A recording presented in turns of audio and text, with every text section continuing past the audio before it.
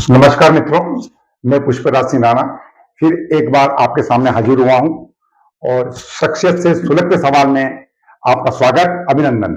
आज की जो हस्ती है, आज की जो शख्सियत है, वो है मंदसौर संसदीय क्षेत्र के लोकप्रिय सांसद सुधीर जी गुप्ता। सुधीर जी गुप्ता वैसे तो अपनी पहचान के मोहताज नहीं है, उनकी पहचान बताने की मुझे जरूरत नहीं है, लेकिन फिर भी मैं आपको छोटा सा उनसे परिचय दूं कि वे विश्व हिंदू परिषद की राजनीति से या विश्व हिंदू परिषद के सामाजिक कार्यों के जरिए समाज की सेवा करते हुए आए और आज पूरे देश और प्रदेश की कम से कम 12 कमेटियों में जो बहुत महत्वपूर्ण केंद्र सरकार की और राज्य सरकार की जो कमेटियां हैं उनमें अपना प्रतिनिधित्व कर रहे हैं।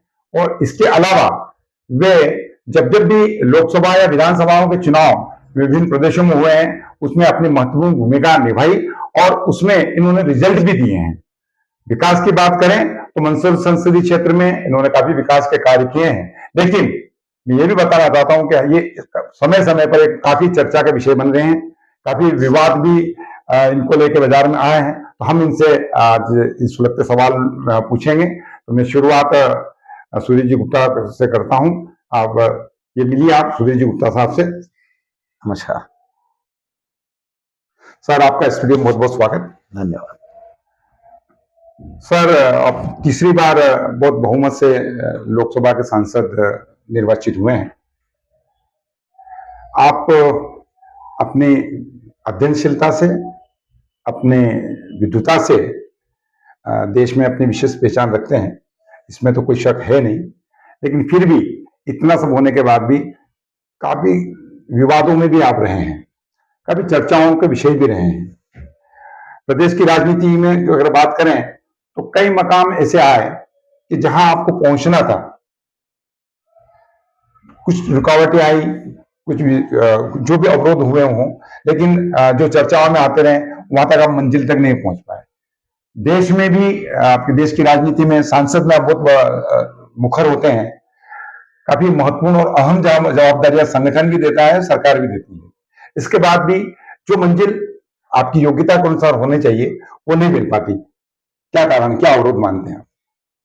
नहीं, देखिए, ये मंजिलें तय कई बार समाज कर लेता है, कई बार अन्य लोग कर लेते हैं, लेकिन हमारे जो भाव हैं, जिससे हमने अपने जीवन में सामाजिक संदर्भों में काम करने का मन बनाकर हम आए हैं, तो बड़ी स्पष्टता है। यहाँ कार्य को प्राथमिकता है कि किस व्यक्ति को कहाँ पहुंचना चाहिए।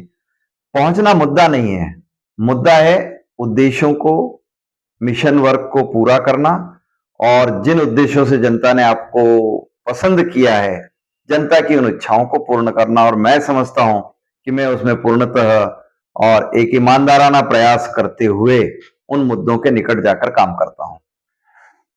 सर, अफीम का जो मुद्दा है वो बरसों बरसों तक चलता रहा है।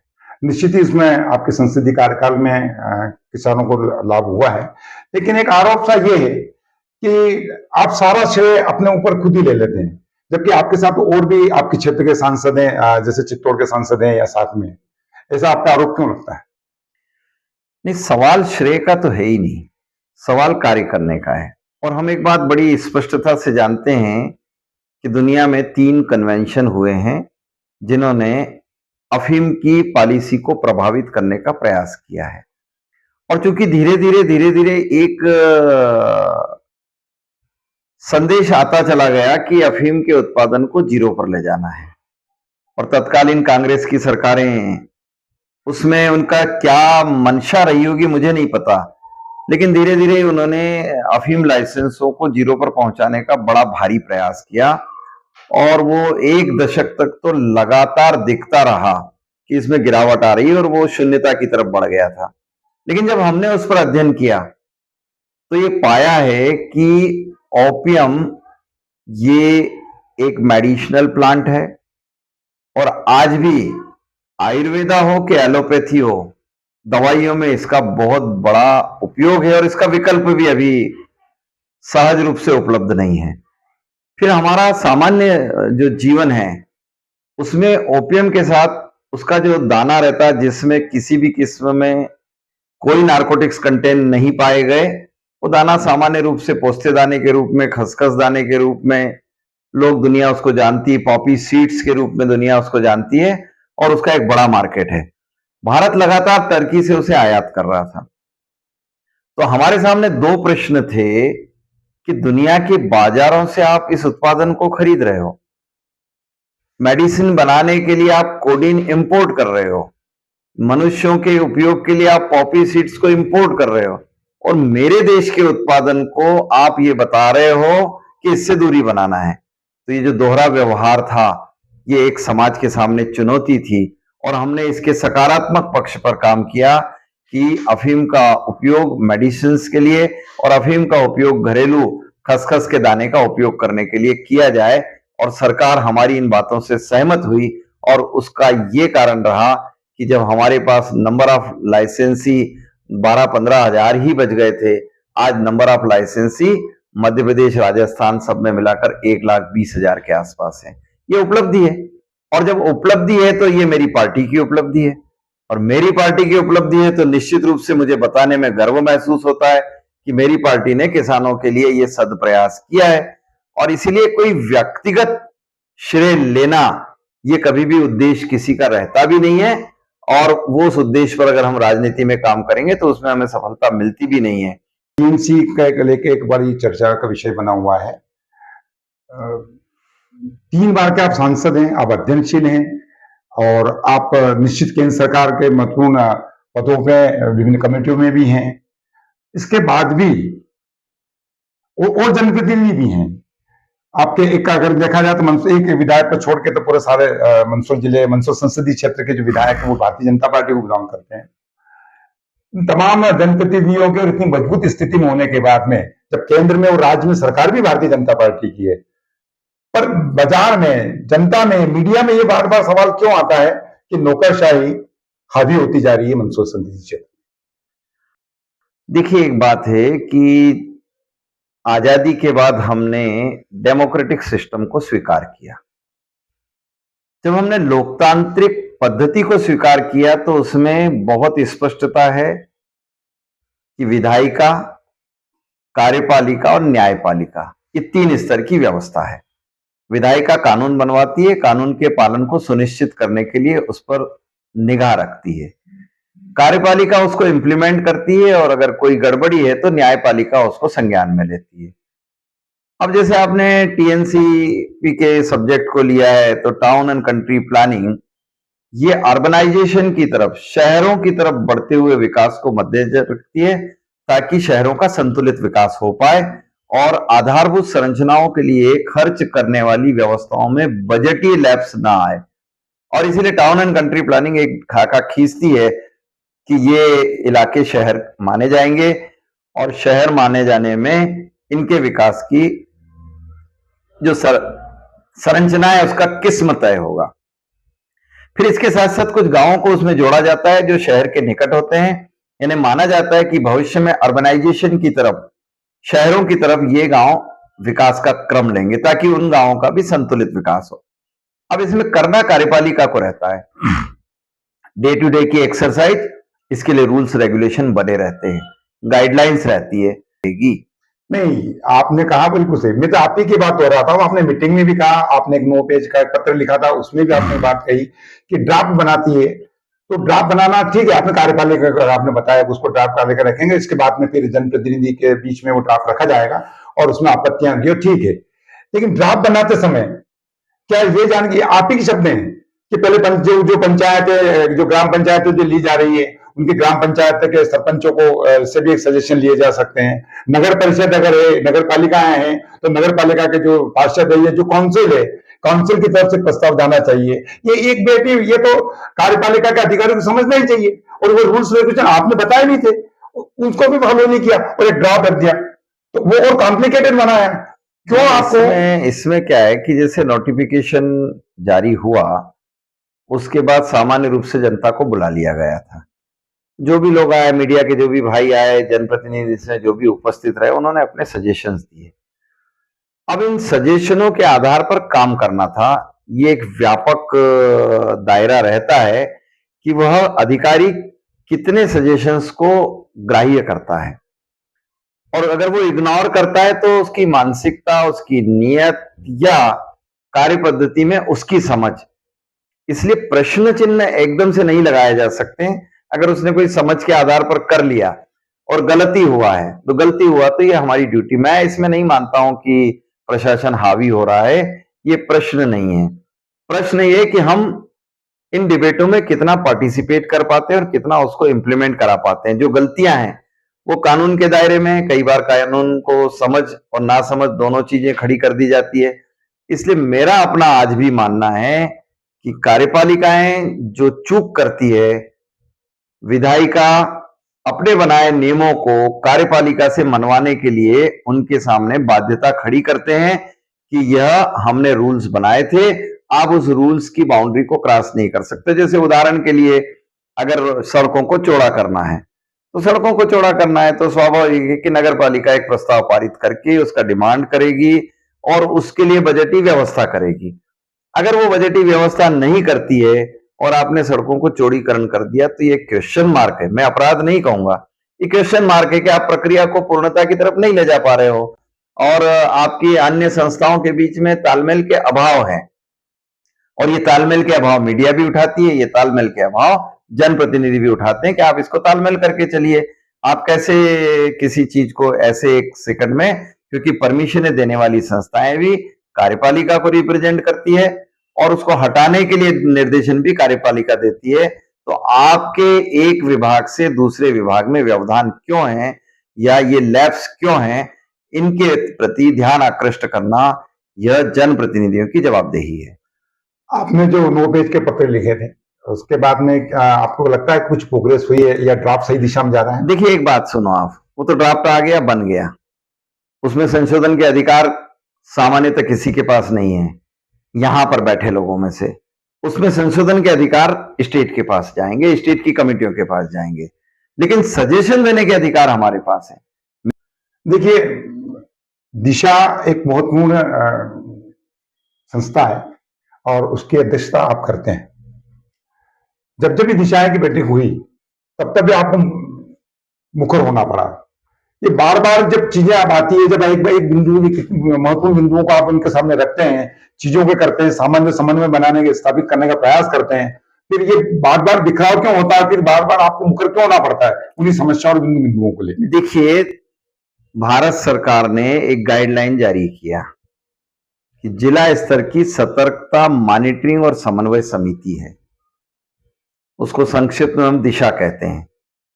वह सतर्कता के लिए बनाई गई, वह मॉनिटरिंग के लिए बनाई गई और वह समन्वय के लिए बनाई गई है। तो हर 3 महीने में उसका एक बैठक करना चाहिए, ऐसी अपेक्षा सरकार की है। अब चूंकि कई बार कार्य की व्यस्तता के कारण वो समितियां कई बार डिले भी होती है, मगर अब आप कहेंगे कि इसमें क्यों विवाद आता है, तो विवाद नहीं है, ये एक फोरम है।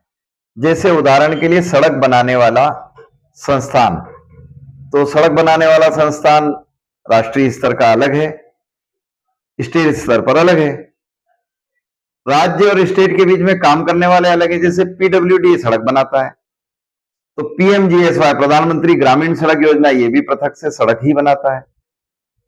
तो राष्ट्रीय स्तर पर एनएचएआई है, वह भी सड़क ही बनाता है। तो आरईएस भी सड़क बनाने का काम अगर मिलता है तो करते ही हैं। तो नगर पालिकाएं भी सड़क बनाती है और जिला पंचायतें भी अपने पंचायत स्तर पर ग्रामीण सड़कें बनाती ही है। तो ये 5 संस्थाएं हैं, इनको बिठाकर बात करना, और जो लोकतंत्र के सबसे बड़े संस्थान लोकसभा और राज्यों की राज्यसभा, तो ये सारे लोग मेंबर होते हैं उसके। तो सांसद भी मेंबर है, तो विधायक भी मेंबर है, तो जिला पंचायत अध्यक्ष भी मेंबर है और नगर पालिका अध्यक्ष भी मेंबर है। ये जनप्रतिनिधि मेंबर हो गए और इनके सामने ये सारी संस्थाएं बैठती है। तो एक फोरम अवेलेबल है कि नगर पालिका का अध्यक्ष उसके क्षेत्र में जाने वाला पीडब्ल्यूडी की सड़क पर क्वेश्चन मार्क कर सकता है कि उसे क्या समस्या आई है। पीएम गति शक्ति एक योजना है देश में। कई बार आप अपने अपने कैबिन में बैठकर योजना बना लेते हो, लेकिन आपके समकक्ष विभागों की योजनाओं का तालमेल आपके पास नहीं होता है। अब उदाहरण के लिए बीएसएनएल, वो हमारी कमेटी के मेंबर होते हैं, तो बीएसएनएल अपना वायर डालने के लिए और शहरी क्षेत्रों में, ग्रामीण क्षेत्रों में सड़कों को गतिरोध पैदा करेगा। अब बीएसएनएल को सड़क खोदना है, आपको सड़क बनाना है, लेकिन जल जीवन मिशन भी आया, उसको भी सड़क ही खोदना है, और थोड़े दिनों बाद तीसरा विंग आ गया तो उसको भी सड़क ही खोदना है। तो जी राम जी, अभी जो नया विधेयक पास हुआ उसमें स्पष्ट कर दिया कि पीएम गति शक्ति की तर्ज पर आपको विभागीय समन्वय करना होंगे। अगर आपके एक जैसे नेटवर्क हैं तो आप स्ट्रक्चर को तोड़ोगे नहीं, आप स्ट्रक्चर्स के प्रति एक न्याय करोगे ताकि बार बार सरकार को पैसा अपव्यय न करना पड़े। अब जैसे गुणवत्ता, ये भी दिशा कमेटी का काम है। अब गुणवत्ता विहीन व्यवस्थाएं खड़ी हो जाती है, तो गुणवत्ता विहीन व्यवस्था खड़ी हुई तो मैं कोई इंजीनियर नहीं हूं, दिशा कमेटी का अध्यक्ष कोई इंजीनियर होना जरूरी नहीं है, लेकिन तकनीकी अमला उस पर क्या काम कर रहा है और एक विभाग से दूसरे विभाग के बीच व्यवधान आ जाता है। तो व्यवधान के कारण क्या है? जैसे उदाहरण के लिए अगर नाली निर्माण करना और किसी ने गड्ढा खोद दिया और सड़क सुरक्षा बाधित हो गई, अब सड़क सुरक्षा बाधित हो गई तो व्यक्ति कोलैप्स हो जाएगा, एक्सपायर्ड हो गया, दुर्घटना हो गई, तो उसमें जवाबदेही किसकी थी? तो पीडब्ल्यूडी कह देगा सर मुझे नहीं पता है। तो इसमें पुलिस महकमा भी एक रिस्पॉन्सिबिलिटी तय करता है, क्योंकि यातायात सुरक्षा उसके जिम्मे आता है और वो नोटिस दे सकता है कि आपने इस सड़क को बाधित क्यों किया है, और किया है तो उसके लिए पर्याप्त सुरक्षा साधन आपने क्यों नहीं लगाए। और इसलिए एक एक व्यक्ति की जानें महत्वपूर्ण होती है। मैं समझता हूं कि देश में सर्वाधिक ताकतवर अगर कोई संस्थाएं हैं, उसमें से दिशा कमेटी भी एक ताकतवर संस्था है, जिसके पास अधिकार भी हैं, जांच दल गठित करने के अधिकार भी हैं, सिफारिश अनुशासनहीन और व्यवस्थाओं के प्रति लापरवाह अधिकारी कर्मचारियों के प्रति भी शिकायत के अधिकार हैं, ठेकेदार जो कोलैप्स कर जाते हैं उनको भी और कॉल करके अपने सिस्टम को जस्टिफाई करने के लिए सुनवाई का फोरम अवेलेबल होता है। इसलिए दिशा कमेटियों में कोई नाराजगी का प्रश्न नहीं है, ये तो हमेशा ऐसी विसंगतियों को ठीक करने वाला मंच है और वो बना ही रहेगा। सुधीर जी, एक तरफ तो आपके प्रदेश के मुख्यमंत्री से गहरे संबंध की चर्चाएं हैं, कई केंद्रीय मंत्रियों से भी आपके बहुत निकटतम संबंध की बात होती है, लेकिन मंदसौर संसदीय क्षेत्र में कुछ जनप्रतिनिधियों के बीच में आपके सामंजस्य और समन्वय की कमी और कुछ विवादों की बात बाजार में मीडिया की तरफ से या कुछ भारतीय जनता पार्टी के कार्यकर्ताओं के माध्यम से भी हम तक पहुंचती है। देखिए ये तो चर्चाएं चलती रहेगी। परिवार है तो भोजन भी बनता है और बर्तन भी रहते हैं, धुलते हैं तो आवाज भी होती है। मैं समझता हूं कि मेरी पार्टी का ये सबसे बेहतरीन लोकतांत्रिक चेहरा है कि अगर किसी विषयों पर एक दूसरे के बीच में विषयों को लेकर सार्थक बहस है और वो जिंदा है, तो ये प्रसन्नता का विषय है कि बहसें समाप्त नहीं है। हमारी पार्टी में राहुल गांधी जैसा नहीं है कि वही बोलेंगे और कोई ना बोलेगा, और इसीलिए जनता की लड़ाई लड़ने के लिए अगर जनप्रतिनिधि अपने अपने तरीके से अपने मुद्दों को लाते हैं और वो पार्टी फोरम पर या उनको जो उपलब्ध फोरम है तो उस फोरम पर वो अगर बात करते हैं, तो ये मैं समझता हूं कि एक शानदार व्यवस्था है। लेकिन उनको नियमों का ध्यान रखना चाहिए, कार्य करने की पद्धतियों में जो अनुशासन है उसका ध्यान रखना चाहिए, कार्य के प्रति जो डायरेक्शन है उनको पढ़ना चाहिए, और उसके बाद अपने मुद्दों पर डायरेक्शन के अगेंस्ट कोई काम करता है तो अपने सजेशन देना चाहिए, आदेश नहीं, और सुझाव देते हुए अगर ये पार्टी आगे बढ़ती है तो मैं समझता हूं कि मेरी पार्टी पूर्ण लोकतांत्रिक तरीके से आज खड़ी है। और जनप्रियता का उसका कारण भी यही है कि एक छोटा सा कार्यकर्ता नितिन नवीन हमारे यहाँ राष्ट्रीय अध्यक्ष हो जाते हैं, एक छोटा सा कार्यकर्ता मोहन यादव जी हमारे यहाँ मुख्यमंत्री हो जाते हैं, छात्र राजनीति से चले मोहन आज अगर प्रदेश को नेतृत्व प्रदान कर रहे हैं, उनकी सक्रिय भूमिका है। जिस तरीके से हम अपने बजटीय ढांचे को देख पा रहे हैं, आप आश्चर्य करेंगे कि मध्य प्रदेश का बजट पिछले ये 3 बजटों को तुलना करो तो 3,26,000 करोड़ से उठकर 3,75,000 करोड़ और 4,21,000 करोड़ पे पहुंच गया। और यही मध्य प्रदेश है जो $2 ट्रिलियन इकोनॉमी की तरफ 2047 में बढ़ जाएगा, इस संकल्प के साथ आगे बढ़ रहा है। तो आप उसके स्ट्रक्चर्स को देखो, उसकी फाइनेंसिंग रिपोर्टिंग देखो, उसके कार्य पद्धतियां देखो, विकास के क्रम देखो। मैं तो अपने ही संसदीय क्षेत्र में देखता हूं, अभी अभी जैसे और भारत सरकार और उनकी शिवना के ऊपर एक सिंचाई को लेकर 3,000 करोड़ का प्रोजेक्ट सामने आया। तो ये इन्हीं 10 सालों का कमाल है कि हम चंबल के पानी को ले आए हैं और आज हमारे कृषि विकास के विस्तार हुए हैं, आज हमारे मेडिकल कॉलेज क्रमबद्ध श्रृंखलाबद्ध है, आज हमारी स्पोर्ट्स एक्टिविटीज बढ़ गई है, रेलों का जाल आगे बढ़ रहा है, पटरियों के बिछाने से लेकर स्टेशनों का नवीनीकरण हो रहा है, अमृत स्टेशंस बन रहे हैं। तो आप किस सेक्टर में बात करोगे, हर एक सेक्टर में अगर हम प्रगति कर रहे हैं तो ये मानकर चलना कि प्रगति में विवाद भी आएंगे, विषय भी आएंगे और चर्चाएं भी आएगी। इन सब को लेकर जीना है, सबकी सुनते हुए हमें आगे ही बढ़ना है।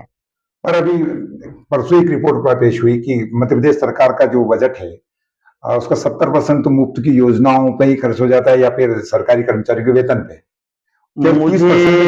मुझे बड़ा सोच पर ही स्वयं ऐसा ग्लानि महसूस हो रहा। मुफ्त मीन्स व्हाट? मुफ्त क्या है? अब घर बैठे लोगों को पैसे देना। मुझे एक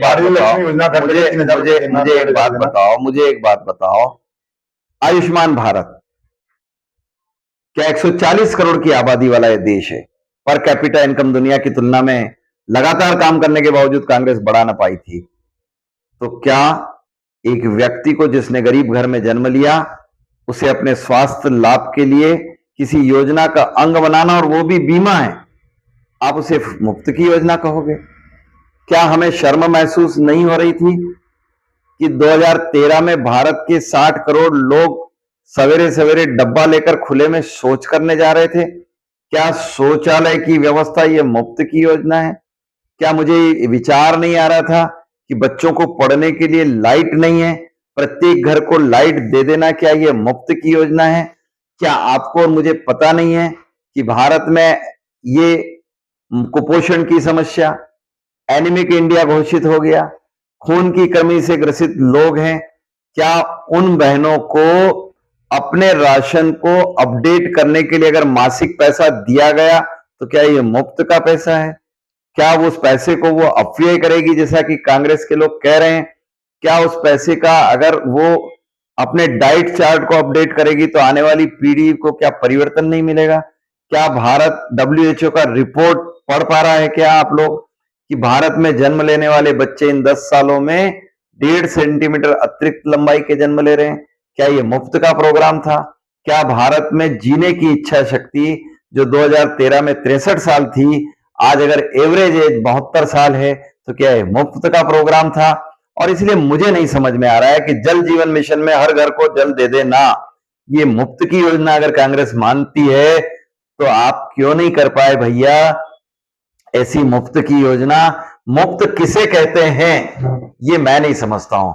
मुफ्त वोटों के प्रलोभन के लिए दिया जाने वाला तोहफा मुफ्त हो सकता है, लेकिन हमारी हर योजना एक अंजाम पर पहुंचती है। जनता को शिक्षा देने से लेकर स्वास्थ्य तक हम अनिवार्यता की तरफ बढ़ रहे हैं और ये कोई मुफ्त का प्रोग्राम नहीं है। ये हमारे समाज जीवन को पुष्ट करने वाला प्रोग्राम है और इसी का परिणाम है कि आज दुनिया की ताकतें शक्तिशाली भारत के शक्तिशाली बेटों से घबरा रही है। हम बहुत तेजी से एक विकसित भारत की तरफ आगे बढ़ रहे हैं। संकोच एक राष्ट्रीय नेता के रूप में आप उभरे हैं, इसलिए मैं सबसे विवादित विषय को लेकर इसका जो आपने जो जिरा है, जो इंटरव्यू है, इसको समाप्ति की ओर ले जाना चाहूंगा। और वो है SIR को लेकर, और SIR को लेकर आपके विचार जनता तक पहुंचाना हमें इसलिए जरूरी महसूस होता है क्योंकि पश्चिम बंगाल जैसे कई प्रदेशों में इसको लेकर बहुत ज्यादा विवाद है। प्रदेश में भी कहीं ना कहीं सुगबुगाहट है, कांग्रेस इसको आंदोलन बना रही। देखिए, बड़ा स्पष्ट है, भारत में न्यायपालिका, विधायिका और कार्यपालिका हर एक को अपनी अपनी स्वतंत्रता है। ऐसे ही ये स्वतंत्र संस्था है, तो चुनाव आयोग की जवाबदेही है कि निष्पक्ष चुनाव करवाए। मुझे एक बात बताएं आप कि निष्पक्ष चुनाव कराने के लिए सबसे पवित्र क्या औजार हो सकता है? मेरी निगाह में सबसे पवित्र टूल अगर कुछ है तो वो है मतदाता सूची, वोटर लिस्ट। अगर वोटर लिस्ट ही अपवित्र है तो फिर चुनावों की पवित्रता का प्रश्न बेमानी हो जाएगा। अब आप बताएं कि आप मंदसौर के निवासी हैं, आपने अपने बेटे को पढ़ने के लिए मुंबई भेजा है, बेटे ने आपका और आपके परिवार का नाम मुंबई में लिखवा दिया, आपने आपका और आपके बेटे का नाम मंदसौर में लिखवा दिया। अब स्टेट इलेक्शन होंगे, महाराष्ट्र का डेट अलग है और मध्य प्रदेश का डेट अलग है, तो आपने दो राज्यों की सरकारों को चुनने में अपना रोल अदा कर दिया, जबकि आपके पास एक ही राज्य की सरकार चुनने का अधिकार था। सूची में ग्रामीण क्षेत्र में अपना नाम लिखवा दिया और शहरी क्षेत्र में भी अपना नाम लिखवा दिया। दोनों चुनाव जो जिला पंचायतों के, जनपदों के होते हैं, पंचायतों के, तो उसमें भी आप रोल प्ले कर आए और आप शहर में भी रोल प्ले कर दिए। मुझे एक बात समझ में नहीं आई कि आपको ये दोहरा मतदान करने का अधिकार तो था ही नहीं, लेकिन चूंकि आप इस मतदाता सूची में पवित्रता इतनी न बन पाने के कारण इस चूक का लाभ ले रहे थे और सरकारों को चुनने में अपने उस वोट का सदुपयोग कहें कि दुरुपयोग कर पा रहे थे आप। अब प्रश्न ये है कि अगर चुनाव आयोग अगर मतदाता सूचियों को पवित्र बना रहा है तो आपका नाम काटा क्या, आपके ऊपर क्वेश्चन मार्क है क्या?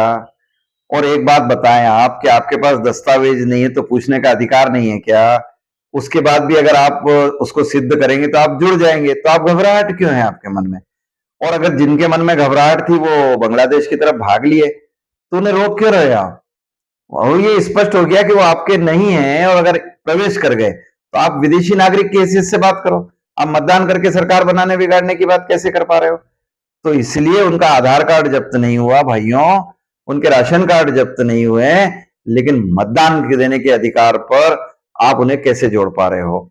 और इसीलिए मेरा अपना मानना है कि कांग्रेस के पास मुद्दा नहीं है। अब वो ये तो कह नहीं सकती कांग्रेस, बच्चा बच्चा कांग्रेस का कह रहा है कि राहुल गांधी हटाओ, तो वो कह सकते हैं क्या? नहीं कह सकते, तो कुछ ना कुछ तो लेना है बाजार में खड़ा रहने के लिए, क्योंकि राहुल गांधी आउटडेटेड हो गए। कब उन्होंने हाइड्रोजन बम फोड़ दिया, कब उन्होंने परमाणु बम फोड़ दिया, पता नहीं कहां कहां से बम ला ला के फोड़ते जाते हैं, है ना? अब उनके पास मुद्दा कुछ नहीं, सरकार उनसे बनती नहीं, जीत कहीं दे नहीं पाते हैं, और अपोजिशन को जिस तरीके से मुद्दों पर बहस लानी चाहिए वो अपोजिशन कर नहीं पाता, क्योंकि जो भी मुद्दा अगर अपोजिशन लाएगा तो उनकी हालत अधीर रंजन चौधरी भाई जैसी हो जाएगी, जो लीडर ऑफ अपोजिशन थे, वो बेचारे अपोज कर रहे थे तो उन्हीं का अपोज हो गया। तो ये सब कांग्रेस के भाई लोग सब समझते हैं इनको कितना बोलना है। एक आखिरी एक पूछ लेता हूँ, कुछ आखिरी तो होना नहीं है, आपसे बात करने का सिलसिला और आपके पास इतने सब्जेक्ट हैं, पर समय की भी आपकी भी मजबूरी है, हमारी भी करने पे है, और दर्शकों को भी लगेगा कि एक समय में सारे विषय उन तक नहीं पहुंचे, फिर आपसे मिलेंगे। लेकिन मंदसौर संसदीय क्षेत्र में 108 प्रकार की फसलें होती है। ये कृषि विज्ञान केंद्र के माध्यम से जानकारी मिली कि इतनी जरूरत। कृषि उपज मंडियों में इतने प्रकार की फसलें, कई फसलें अभी भी जो कृषि उपज मंडियों तक नहीं पहुंची, और 108 प्रकार की, मतलब हमारे यहाँ की जलवायु, हमारे यहाँ की मिट्टी इतनी अच्छी है, तो इस कारण से इतने एक प्रकार, लेकिन फिर भी ये जमीन बंजर होती जा रही है, जो हमारी क्वालिटी है, हमारी मिट्टी की, हमारी जलवायु की, वो गड़बड़ हो रही है। क्या कारण मानते हैं?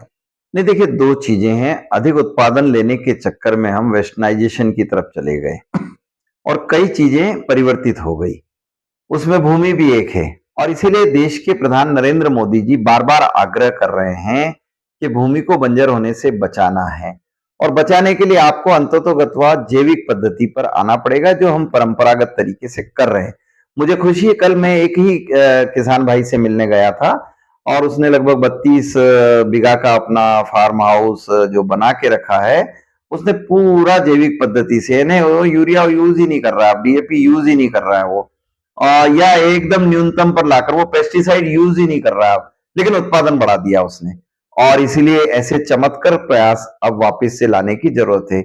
आज आपके पास गाय नहीं है, क्योंकि हम एक बात मानकर चलते हैं, गाय और काऊ में बड़ा अंतर है।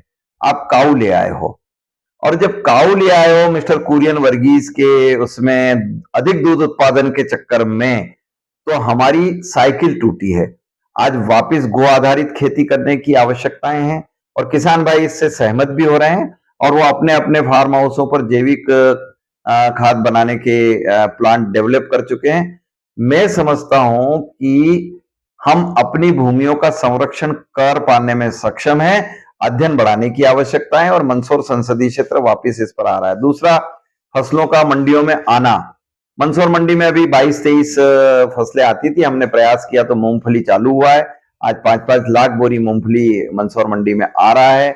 हम तेजी से प्रयास कर रहे हैं, हमारी नीमच मंडी लगभग 68 क्राफ्ट्स पर खड़ी हो गई है और सब्जी मंडियों सहित अन्य मंडियों को तोलेंगे तो अधिकांश फसलों को हम मंडी में ला पाने के सद प्रयास करने में आगे बढ़ चुके हैं। बहुत बहुत धन्यवाद सुधीर जी, आप हमारे स्टूडियो में पधारे। जय हो। तो दोस्तों, ये थे आज की शख्सियत। हम फिर मिलेंगे एक नई शख्सियत के साथ। मैं आज्ञा चाहता हूं। धन्यवाद।